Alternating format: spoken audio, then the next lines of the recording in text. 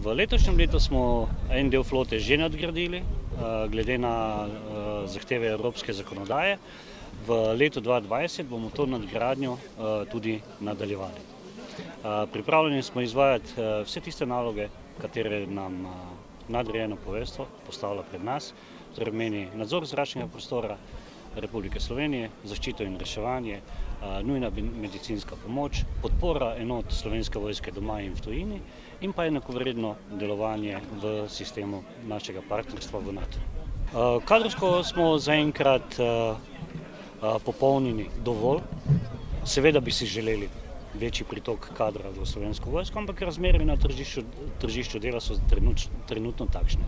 Moramo delati s tistim, kar imamo. In imamo kaj? Imamo kadra dovolj za...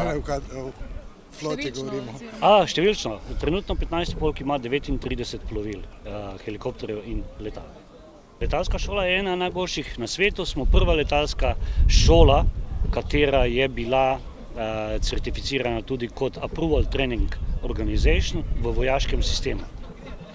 Ponosni smo tudi na šolo kontrolorjev Združenega ognja, katera ima pa dvojno certifikacijo, torej pomeni in po USAFE standardih ter po NATO standardih. To je osrednja vaja Slovenske vojske v letu 2020. Tako kot vsako leto bomo naredili vse, da vaja poteka v normalnem tempu in da pokažemo vse naše zmožnosti domači in pa tuji javnosti. Prvi operativni let Falcona je bil 1. januarja, prevoz pljuč.